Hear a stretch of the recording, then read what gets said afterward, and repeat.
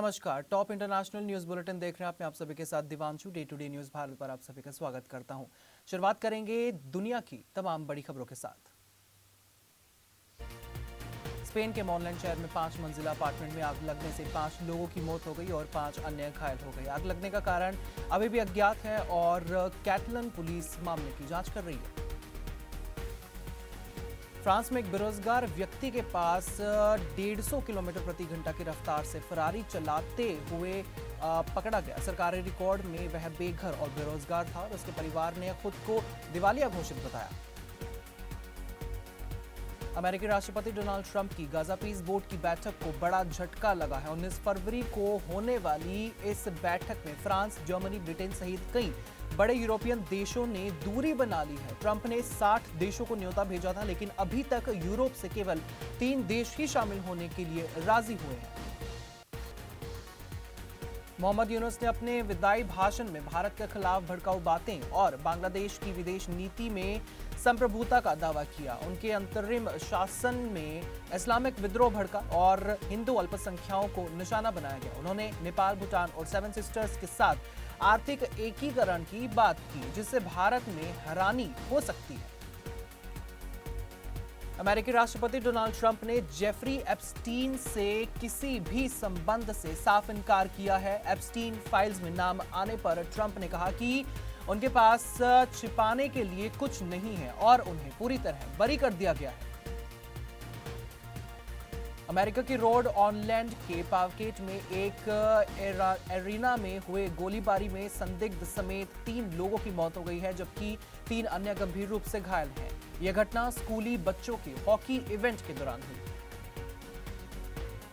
पाकिस्तान के बेजोर जिले में एक आतंकवादी हमले में 11 सुरक्षाकर्मी की मौत हो गई। आतंकवादियों ने खैबर पख्तूनख्वा में एक संयुक्त सुरक्षा चौकी को विस्फोटक से भरी गाड़ी से निशाना बनाया।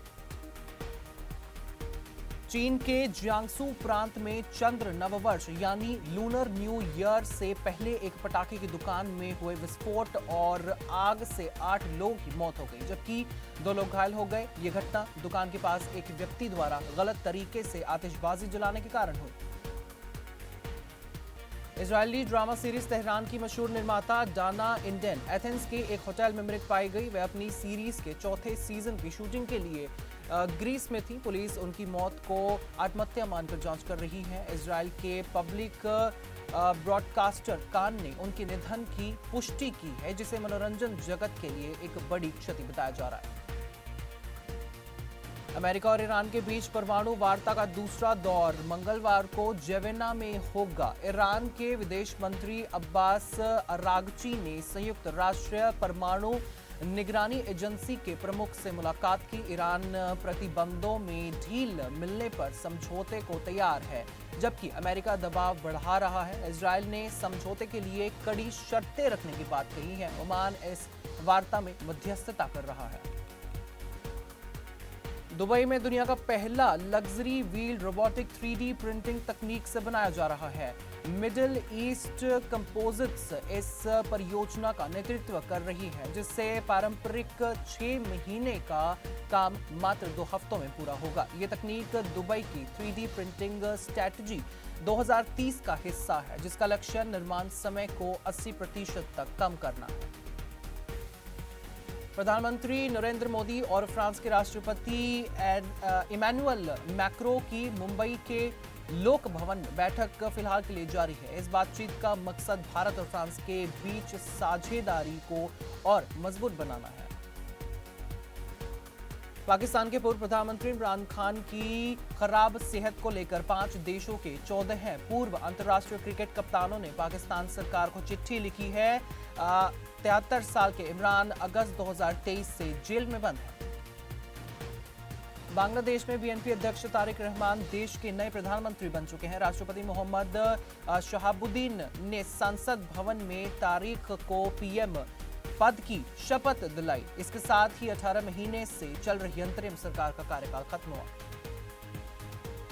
यूक्रेन के राष्ट्रपति व्लादिमीर जेलेंस्की ने जर्मनी की म्यूनिक सिक्योरिटी काउंसिल में हंगरी के प्रधानमंत्री विक्टर ऑर्बन का मजाक उड़ाया। उन्होंने कहा कि यूक्रेन रूस से लड़ रहा है, इसलिए यूरोप के देश आज आजादी से जी पा रहे हैं। इसी तरह से देश और दुनिया की हर तमाम और छोटी बड़ी खबरें जानने के लिए आप बने रहिए day to day news Bharat के साथ। Day to day news Bharat आपके साथ हमेशा ही वादा करता है निष्पक्षता के साथ पत्रकारिता करने का, सटीकता के साथ आपको हर एक खबर दिखाने का। हमारे चैनल का कोई भी पत्रकार न किसी से कोई तोहफा लेता है, न कोई विज्ञापन, ना ही करता है किसी को ब्लैकमेल, और हम हमेशा ये कोशिश करते हैं कि हम दबे कुचले लोगों की आवाज़ बने। और हमारे चैनल का मकसद होगा लोकतंत्र के चौथे स्तंभ को लोगों की नजरों में फिर से मजबूत करना। मुझे दीजिए इजाजत, और हमें हर किसी सोशल मीडिया प्लेटफॉर्म पर लाइक, शेयर और सब्सक्राइब करना बिल्कुल भी मत भूलिएगा।